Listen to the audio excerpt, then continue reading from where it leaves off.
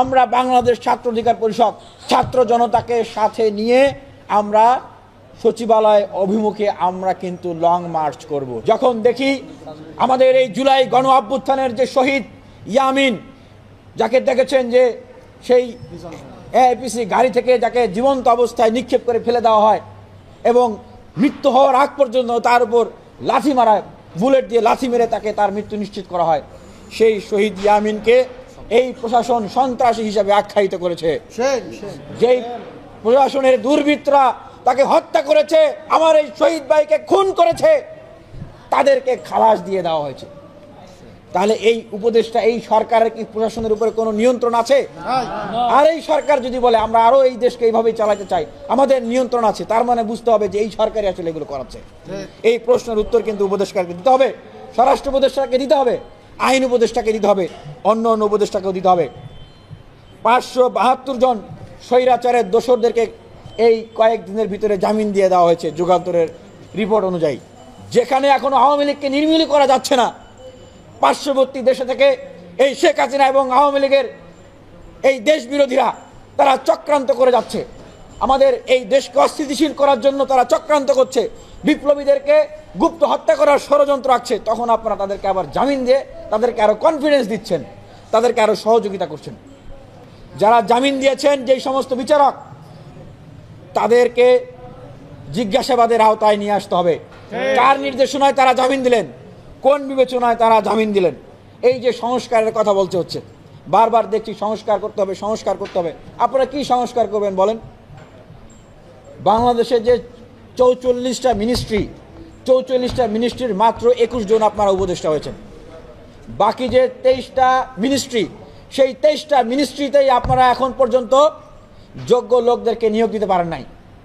এই 21 জন যাদেরকে নিয়োগ দেওয়া হয়েছে, আমরা তাদেরও কার্যক্রম দেখছি, তাদেরকে এরকম মানে ডাইনামিক লোক, সক্রিয় লোক, সক্ষম লোক আমরা তেমন দেখতে পাচ্ছি না, খুবই গুটি কয়েক। আপনারা তো ভাই নিজেদের যে মানে মিনিস্ট্রি, সেইখানেই এখনো পূর্ণাঙ্গ নিয়োগ দিতে পারেন নাই। মানে কি, আপনারা এখনো ড্রাইভারই সব জায়গায় পুরোপুরি নিয়োগ দিতে পারেন নাই। আপনারা বলতেছেন সংস্কার করবেন, তারপরে আবার নির্বাচন দিবেন। আপনারা তো শূন্য পদগুলোতে উপদেষ্টাই নিয়োগ দিতে পারেন নাই, আপনারা আবার কিসের সংস্কার করবেন? এই সম্প্রতি সময়ে গতকালকে চট্টগ্রামে টাইগার পাসে নেভি কনভেনশনে, সেখানে আওয়ামী লীগের দোসরদেরকে নৌবাহিনীর নিরাপত্তায় সেখানে তাদেরকে প্রোগ্রাম করতে দেওয়া হয়েছে। সেখানে যখন ছাত্র জনতা তাদেরকে গ্রেপ্তার ধরতে গিয়েছে, তখন কাউকে একজনকে মনে হয় মাত্র গ্রেপ্তার করতে পেরেছে, আর বাকিদেরকে বিভিন্নভাবে পালিয়ে যাওয়ার সুযোগ দেওয়া হয়েছে। উল্টো সেখানে আন্দোলনকারী ছাত্র জনতার উপরে চড়াও হয়েছে এই নৌবাহিনী। তাহলে এই নৌবাহিনী কোন নৌবাহিনী, কার নৌবাহিনী? এটা কি শেখ হাসিনার সেই মানে নৌবাহিনী, না বিপ্লবী ছাত্র জনতার পক্ষে থাকা আসলে সেই নৌবাহিনী? এটা আমাদের প্রশ্ন জাগে। আওয়ামী লীগ, ছাত্রলীগ তারা বসে বসে পরিকল্পনা করতেছে এই দেশকে অস্থিতিশীল করার। তারা মিছিল করতেছে, লিফলেট বিতরণ করতেছে, গুপ্ত হত্যার পরিকল্পনা আঁকতেছে, আমাদেরকে হত্যা করার মানার জন্য পরিকল্পনা আঁকতেছে। বলছি আপনারা এই 21 জন উপদেষ্টা মিলে এই দেশকে চালাইতে পারবেন না, পারবেন না, পারবেন না, সম্ভব নয় আপনাদের জন্য। তাই আমরা আজকে বলছি, এই অন্তর্বর্তীকালীন সরকারের উদ্দেশ্যে আমরা কিছু দাবি জানাচ্ছি। 1 নম্বর দাবি, আগামী 24 ঘন্টার ভিতরে যেভাবে ছাত্রলীগকে নিষিদ্ধ করা হয়েছে, একই কায়দায় আওয়ামী লীগ এবং তার দোসর জাতীয় পার্টি এবং তার সাথে যারা সংসদে গিয়েছে সরকারের এই সমস্ত রাজনৈতিক দলের কার্যক্রমকে নিষিদ্ধ ঘোষণা করতে হবে। প্রশাসন ও ব্যবসায়ী অঙ্গন, শিক্ষা অঙ্গন এবং মিডিয়া অঙ্গন সহ বিভিন্ন জায়গায় চিহ্নিত আওয়ামী লীগের দোসররা যারা ঘাপটি মেরে বসে আছে, তাদেরকে নির্মূল করার জন্য শক্তিশালী উদ্যোগ গ্রহণ করতে হবে। আমাদের যারা শহীদ হয়েছেন তাদের পরিবারের পুনর্বাসন করতে হবে এবং আহতদের সুচিকিৎসা নিশ্চিত করতে হবে, তাদের পরিবারকে পুনর্বাসনের ব্যবস্থা করতে হবে। 4 নম্বর, ছাত্রদেরকে নিয়ে জাতীয় ছাত্র কাউন্সিল গঠন করতে হবে। আবারও বলছি, যত রাজনৈতিক ছাত্র সংগঠন আছে এবং আন্দোলনকারী ছাত্রদের গ্রুপ রয়েছে, ছাত্র রয়েছে, তাদেরকে সাথে নিয়ে দ্রুত সময়ের ভিতরে আলাপ আলোচনা করে জাতীয় ছাত্র কাউন্সিল গঠন করতে হবে এবং জাতীয় পর্যায়ে রাজনৈতিক দলগুলোকে সাথে নিয়ে জাতীয় সরকার গঠন করতে হবে।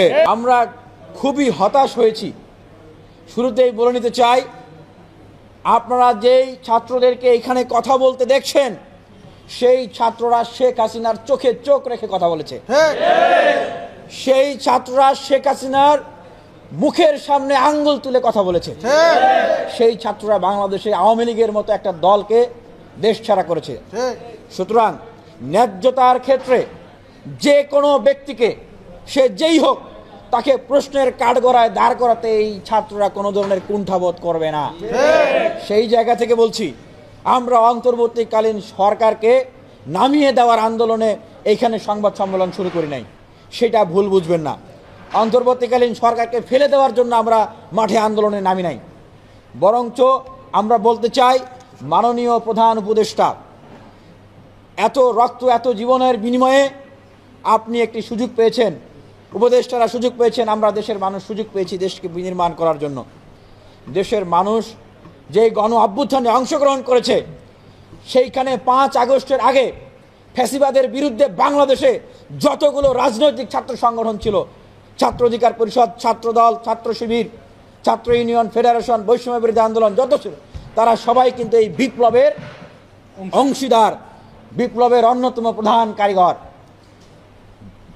বিএনপি, জামাত, গণ অধিকার পরিষদ, গণসংহতি সহ যত রাজনৈতিক দল যারা ফ্যাসিবাদের বিরুদ্ধে ভূমিকা রেখেছে, তারা প্রত্যেকেই কিন্তু এই বিপ্লবের অন্যতম কারিগর এবং অংশীদার এবং নেতৃত্ব দানকারী।